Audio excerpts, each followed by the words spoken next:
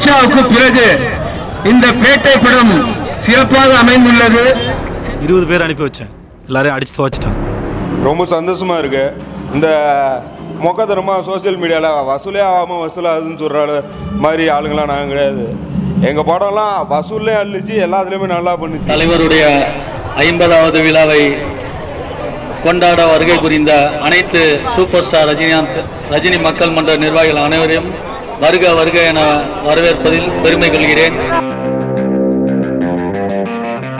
17 வயசு இந்த தலைவரோட ரசிகன். எப்பவுமே எங்களுக்கு மாஸ் தான்.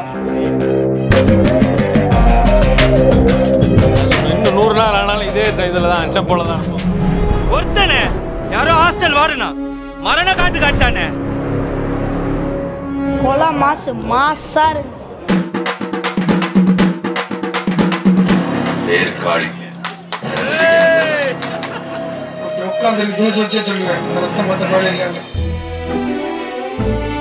ஸ்டைலா இருக்கேனா?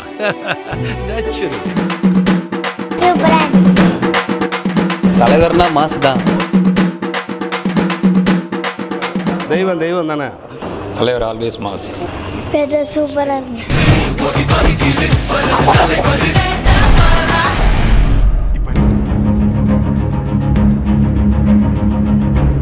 சூப்பர் ஸ்டார் ரஜினிகாந்த் இயக்குனர் டைரக்டர் கார்த்திக் சுப்பராஜ் வாவ் சூப்பர்னு சொல்லியிருக்கிற வீடியோ எது தெரியுமா?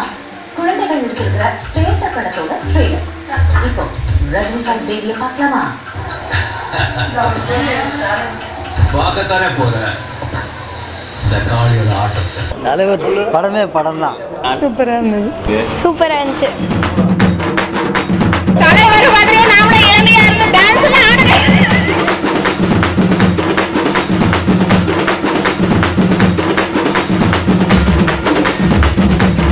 என்ன பண்ண போறோம்? ஸ்வீட் சாப்பிட போறோம்.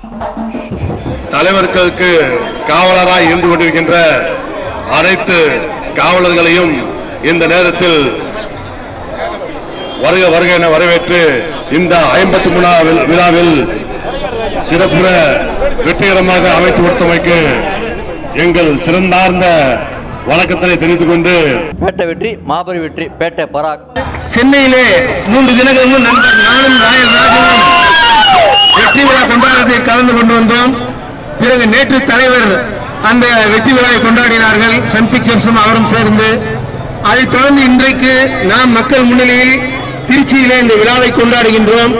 கிட்டத்தட்ட எனக்கு தெரிந்து ஒரு 15 வருடங்களுக்கு பிறகு என்று நினைக்கின்றேன் இங்கே விழா கொண்டாடப்படுகின்றது.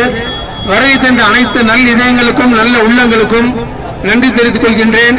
திருச்சி எப்பவுமே தலைவரின் கோட்டை என்று தாங்கள் நன்றி தெரிவித்துக் கொண்டு தலைவரை முதல்வர் ஆக்குவதே நமது லட்சியம் என்று கூறி விடைபெறுகிறேன்.